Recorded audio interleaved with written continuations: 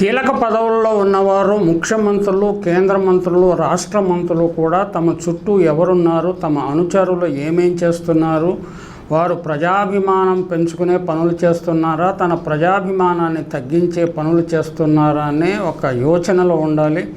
నిరంతరం నిఘాలో ఉండాలి. మంత్రి గారి పేరు చెప్పుకునో లేకపోతే ఇంకొకరి పేరు చెప్పుకునే పైరవీలు చేసే వాళ్ళని చూస్తుంటాము.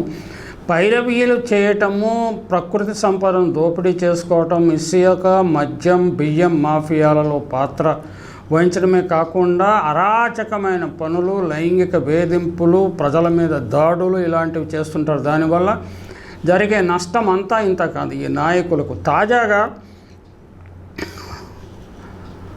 శ్రీకాకుళానికి చెందిన ఒక కేంద్ర మంత్రి గారి అనుచరుడు ఘరానా మోసం, శిక్షణ పేరుతో యువతులపై వేధింపులని వార్త చక్కర్లు కొడుతోంది.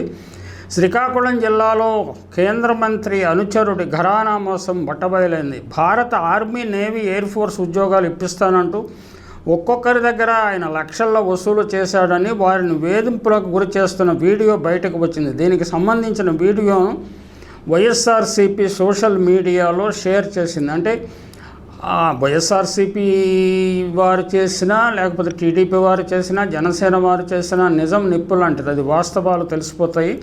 వైఎస్ఆర్సీపీ ట్విట్టర్ వేదికగా వీడియోని షేర్ చేస్తూ శ్రీకాకుళంలో కేంద్ర మంత్రి అనుచరుడి ఘరానా మోసం బట్టబయలు, ఇండియన్ ఆర్మీ కాలింగ్ సెంటర్ అనే సెంటర్ను స్థాపించి ఆర్మీ, నేవీ, ఎయిర్ ఫోర్స్లో ఉద్యోగాలు ఇప్పిస్తానంటూ ఒక్కొక్కరి దగ్గర 5 నుంచి 10 లక్షల వరకు వసూళ్లకు పాల్పడిన ఒక బసవరమణ అనే ఆయన అరాచకాలకు పాల్పడుతున్నాడని వార్తలు వస్తున్నాయి. శిక్షణ పేరుతో సెంటర్కు వచ్చిన అమ్మాయిల గదుల్లో సీక్రెట్ కెమెరాలు పెట్టి వీడియోలు రికార్డ్ చేసి వాటిని అడ్డు పెట్టుకుని స్నేహితులతో కలిసి అమ్మాయిలను వేధింపులకు గురి చేస్తున్నాడని కూడా వార్తలు చక్కర్లు కొడుతున్నాయి. బసవరమణ వీడియో తీస్తున్న విషయాన్ని అమ్మాయిల ఇంట్లో చెప్పిన 4 కుర్రాళ్లను బంధించి చిత్రహింసలకు గురి చేస్తున్నాడని కూడా ఆరోపణలు వస్తున్నాయి. శ్రీకాకుళంలో మంత్రి గారి పేరు చెప్పి బసవరమణ దందాలు, షాపింగ్ మాల్స్, బార్స్కి వెళ్ళి బిల్లులు చెల్లించకుండా బెదిరింపులకు సైతం పాల్పడుతున్నాడట. రమణ ఇలా దుర్మార్గాలకు పాల్పడుతున్నా పట్టించుకోని కూటమి ప్రభుత్వం అని విమర్శలు వస్తున్నాయి. శ్రీకాకుళం ఎమ్మెల్యే గుండు శంకర్కి కూడా రమణ సన్నిహితుడనే ఆరోపణలు వస్తున్నాయి. పాలన చేతకాకపోతే ఊరూరా ఇలాంటి దుర్మార్గులే రాజ్యం ఏలుతారు అనే దానికి ఇంతకంటే ఉదాహరణ కావాలా అంటూ ప్రభుత్వాన్ని విమర్శిస్తున్నారు.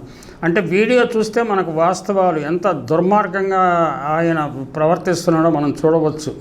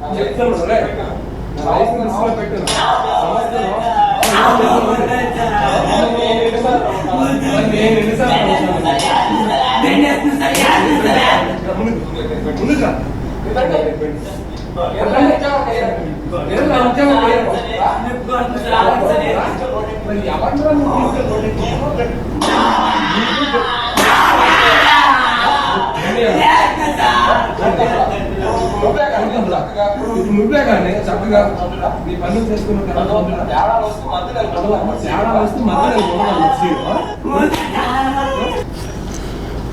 అంటే ఇటువంటి అంటే కొంతమందికి పట్టణాల్లో పెరిగిన వారికి కొన్ని జిల్లాల్లో పెరిగిన వారికి ఇటువంటి సంఘటనలు సాధ్యమే అని కొంతకాలం క్రితం అనుకునే వాళ్ళకి కానీ కూటమి ప్రభుత్వం వచ్చిన తర్వాత ఇటువంటి సంఘటనలు గుంటూరు జిల్లాలో జరిగాయి, కృష్ణా జిల్లాలో జరిగాయి, మరికొన్ని జిల్లాల్లో జరిగాయి. ఇప్పుడు ఉత్తరాంధ్ర జిల్లాలో జరగడం అంటే ఉత్తరాంధ్రలో ఇంకా ఫ్యూడల్ సంస్కృతి భూస్వామ్య సంస్కృతి ఉన్నది, వారు ఇలాగ ప్రవర్తిస్తారని అనుకునే వాళ్ళం. కానీ ఇటీవలి కాలంలో ఇతర జిల్లాల్లో కూడా వ్యాపించింది.